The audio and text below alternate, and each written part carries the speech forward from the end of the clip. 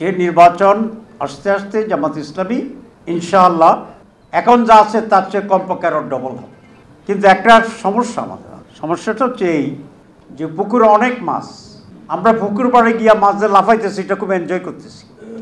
দিনটা খুবই ঠান্ডার, কেউ নাই মাছ জাল ধরে মাছ ধরতেছে না, তাহলে কি অবস্থা দাঁড়াবে? মাছ নাই, পুকুরে আছে, আপনার পাতিলে নাই। এখনকার ভোটারদের অবস্থা মাঝে মধ্যে আমার এরকম মনে হয়। তাহলে আমরা তো 100 ভাগ ভোট পাইছি, এখানে যা আছে 100 ভাগই তো আছে। আমি প্রথমে ঢুকে উপজেলা আমি হিসেবে বক্তৃতা শুনে একটু ঘাবড়ে গেছিলাম, কারণ উনি খুব বিপ্লবী বক্তৃতা দিতেছে এবং আপনাদেরকে খুবই ভদ্র ভাষায় গালিগালাজ করতেছে।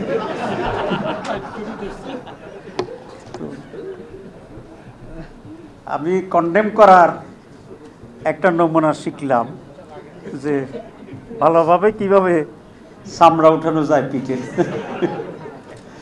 আপনার কি রাগ করছেন ওনার কথায়? আচ্ছা, আমি জানি যে আপনার রাগ করেন না, এই জন্য বললাম, রাগ করলে তো ওইটাকে অন্যভাবে নিতাম। আচ্ছা, কথাবার্তা খুব ছোটোখাটো, পরিষ্কার। সেটা হচ্ছে উনি যেটা বলতে চাইছেন তার সাথে আমি একমত। উনি বলতে চাইছেন যে এখন আর ঢাকায় থাকার কোনো সুযোগ নেই, ইলেকশন হবে সোনাগাজীতে এবং দাগনভূঞায়, যে যার বাড়িতে এখন চলে যেতে হবে। আমির সাহেব, আপনার মূল কথা এটা কিনা? কই আমির সাহেব কই? সবাই এটাই আপনার কথা। সোনাগাজীতে যাইতে হবে, নিজেরাও ভোট করতে হবে, ভবিষ্যতের জন্য প্রস্তুতি। আপনি আরেকটা বেজার লাগাই দিচ্ছেন।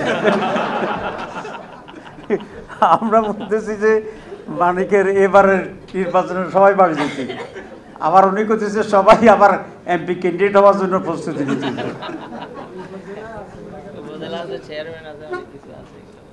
না, আর কোনো কিছু চিন্তা এখন মাথায় রাখার দরকার নেই। এখন যদি আগামী থেকে চেয়ারম্যান হইবেন, মেম্বার হইবেন, কেমনে ব্যবস্থা করবেন, এটা ফলে আমাদের নির্বাচন ক্ষতিগ্রস্ত হবে এবং আন্দোলনের যে স্পিরিট সেটা নষ্ট হবে। আমরা এই আহ্বান কাউকে জানাতে চাই না। এখন বাংলাদেশের দুটা মেজর দল, সার্ভে বলেছে একটা দলের সমর্থন 24%, আর একটা দলের সমর্থন 21%।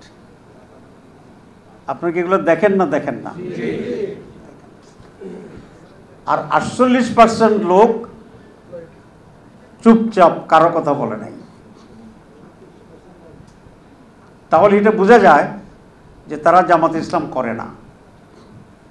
48% লোক, কারণ জামাত ইসলাম যদি করতো তাহলে তো বলে দিত আমি জামাত, যেরকম 21% বলছে। এরা বিএনপিও করে না, তাহলে তো 24% বলছে, এরা তো বলে নাই, তাহলে বুঝে গেলে এরা বিএনপিও করে না। 48% বিএনপি করে না, এখন পর্যন্ত সিদ্ধান্ত নেয় নাই।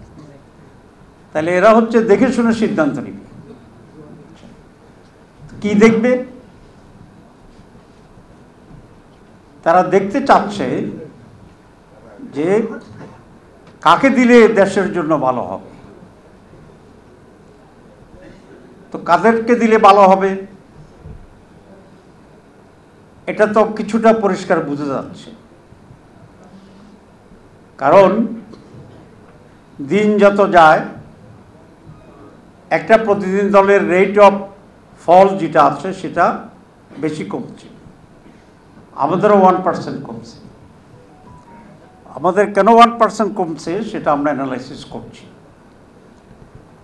এটা দুটো কারণে হতে পারে। একটা, যারা সার্ভে করছে তাদের সার্ভের ভিতরে কিছু ত্রুটি থাকতে পারে। আরেকটা হতে পারে যে আমাদের কোনো কোনো জায়গার অ্যাক্টিভিটি, সেটা তো সারা দেশব্যাপী হয়েছে, সেখানে কিছুটা ব্যত্যয় ঘটেছে। তাহলে কনক্লুশনটা হচ্ছে জামাত ইসলামীর বিজয়ের সম্ভাবনা 300%। আচ্ছা, 100 আবার 300% হয় কেমনি? এটা হচ্ছে মোর কনফিডেন্ট, যেটা যুক্তি আছে। আমি উপজেলা আমির মতো এত গরম হইতে চাই না। যুক্তিটা হচ্ছে এই যে যারা দেয় নাই তারা তো অবজার্ভ করতেছে। তো অবজার্ভ যদি তারা করে তাহলে তারা কি দেখবে? ভালো দেখবে তো, যেটা ভালো কিনা, কোনটা ভালো, কোনটার চেয়ে কোনটা ভালো।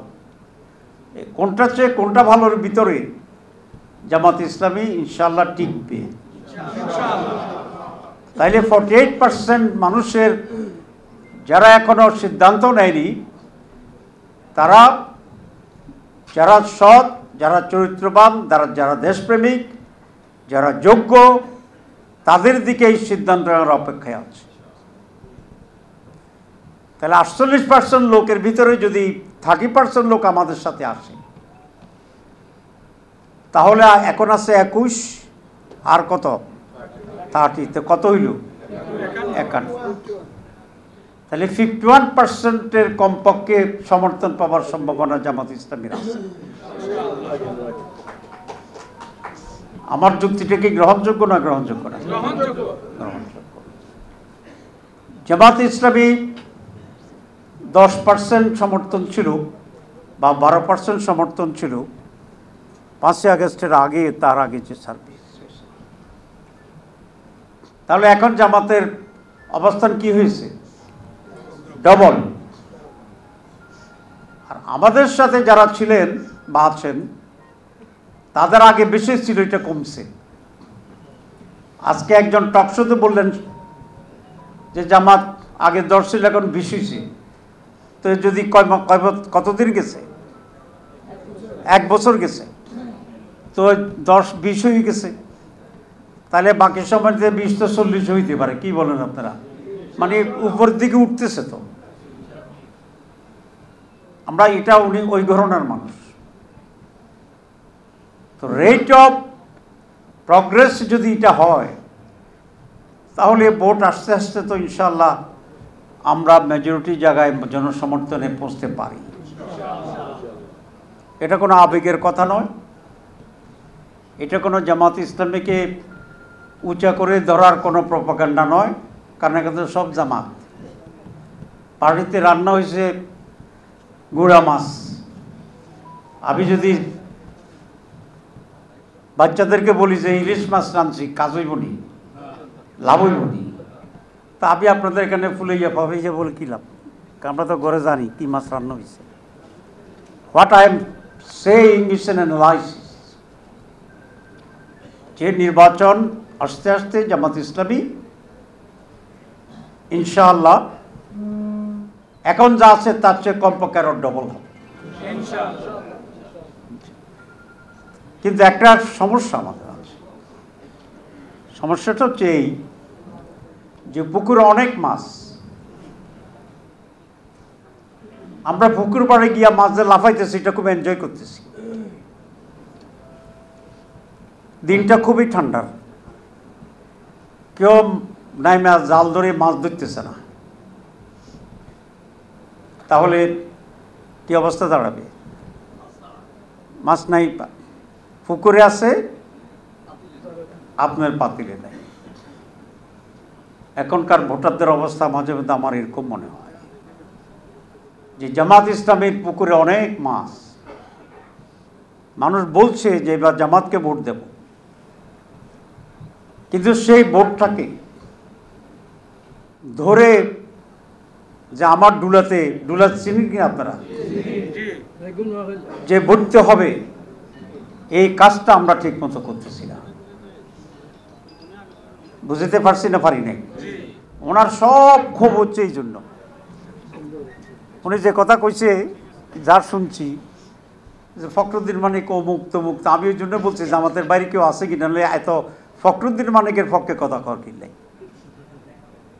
অপরিচিত লোকের কাছে না যাইতে হবে। যেমন আমার এক্স অমুক, এক্স অমুক, এক্স অমুক, তার বলে এত এক্স তোমরা কইতেছ, ওয়াইজেড তো নাই। এটা বলতে হবে অন্যের কাছে নিজের বাড়িতে ফিসাব কি মায়ের কাছে ভিড় হয় না। হাওবার যেটা আপনাদের জন্য বলছি, গুরুত্বপূর্ণ কথাই বলছি, এটা বলে চলে যাব। সারা বাংলাদেশে জামাতের একটা ইমেজ আছে, জামাতকে ভোট দেওয়ার জন্য মানুষের মানসিক প্রস্তুতি আছে, কিন্তু সেগুলাকে সংগঠিত করে নির্ধারিত এলাকায় সেটাকে পকেটে আইনে বাক্সে ঢুকাইতে হবে তো ভোটটা। এটাই এখন আমাদের প্রধান কাজ, এবং সেটা করার জন্য ব্যাপক পরিশ্রম করতে হবে। শীত বলছি কিন্তু আমি, প্রচণ্ড শীত, এটা তো বলি নাই নর্মাল আবহাওয়া বলছি, প্রচণ্ড শীত, পুকুরে নামতে হবে, রাত জাগতে হবে। মাছ উঠেছে কয়না রাত্রে, শিং মাছ, তারপরে কই মাছ উঠে যায় যে, তো এগুলোর জন্য তো সারা রাত ধরে মানুষ মাছ ধরে, ছোটবেলায় দেখছি, এখন তো গ্রাম আর অত হয় না। সত্য বলছি কিনা? তো রাত জাগতে হবে।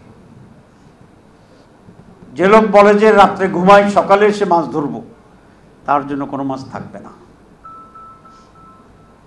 এটা শুধু আপনাদের জন্য বলছি না, সারা বাংলাদেশের জামাতের কর্মীদের প্রতি আমার আহ্বান। আল্লাহ সুযোগ করে দিয়েছে। changeTV.press, এক ফোঁটা হলুদ নেই।